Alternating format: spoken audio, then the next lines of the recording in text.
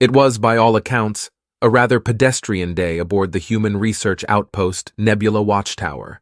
That is, until junior archivist Chip Hollenbach stumbled through the airlock with his anti-grav sled piled high with an assortment of uncatalogued alien artifacts.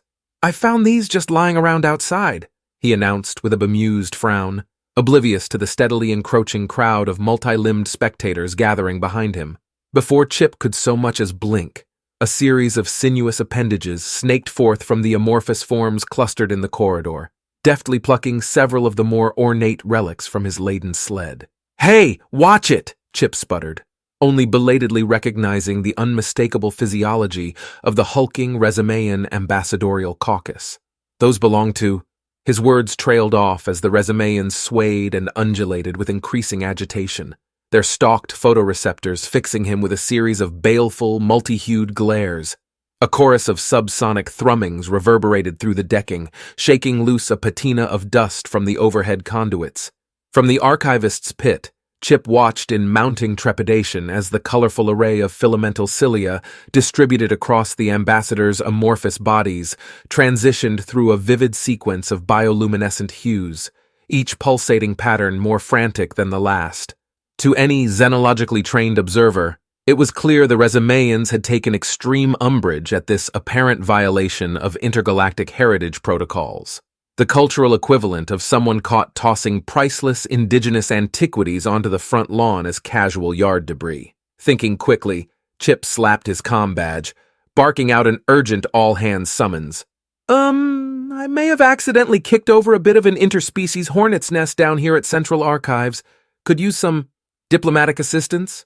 Within moments, the din of clattering footsteps and muted curses echoed through the outpost as the full contingent of staff scientists, engineers, and support personnel came barreling into the access corridor, only to skid to a bewildered halt at the sight of the impassioned Resimeians displaying their outrage in full chromatic regalia.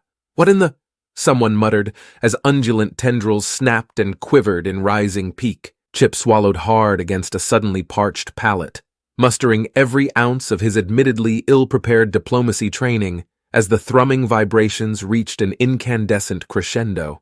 "Okay, folks," he said with a nervous chuckle. "Who's up for some world-class improvised ambassadorial schmoozing? Because I think we just Without warning, the largest of the offended Resimeian dignitaries reared up on its basal protrusions and issued a thunderous sigh-ululation that reverberated like a shockwave. The sigh-ululation slammed into the assembled humans like a physical force, staggering them back on their heels as their synapses were inundated with waves of pure, unbridled resentment. For a moment, the corridor hung suspended in stunned silence. Then, just as quickly as the telepathic onslaught had struck, it dissipated, replaced by an eerie sense of profound comprehension, reverberating through every consciousness present. Somehow, in that singular psychic upheaval, the Resimeians had imparted the full, nuanced history of their cultural traditions, the significance of the defiled relics, the intricate web of spiritual values and ancestral lineages now desecrated. More importantly, they conveyed an intimate understanding of how deeply this misstep had shaken the bedrock of their species' very existence. Chip exhaled a shuddering breath, his mind reeling from the torrent of new perspectives and emotional contexts. Never could he have fathomed the existential magnitudes at play, the universe-shaping consequences should this diplomatic incident remain unresolved. One by one, his human companions' expressions shifted from shock to dawning realization as the full gravity solidified within them. This was no mere interstellar faux pas. It was an unraveling of the cosmic tapestry itself. Harry, the senior xenoculturalist, was the first to find his voice amidst the profundity. "Well, folks," he murmured hoarsely, "looks like we've got our work cut out." With those words, a flurry of activity erupted as the team hurried into action. Lab specimens were hastily reconfigured into makeshift ceremonial effigies. Dr. Mistra tapped into the quantum transducer arrays, modulating the omnipresent chrono-energies into ritualistic harmonics.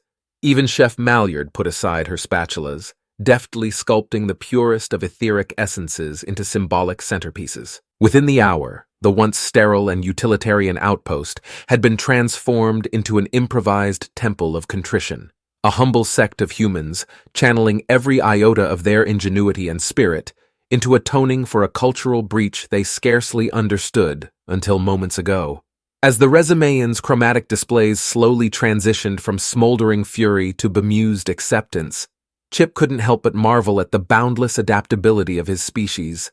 Give them but a glimpse into the grandest celestial mysteries, and they would unravel and reweave the cosmic strands themselves if needed. Leaning back against the bulkhead with a lopsided grin, he reflected that perhaps the universe's most profound, inscrutable truth was simply how admirably, illogically, and beautifully human it could all be, even amongst the stars.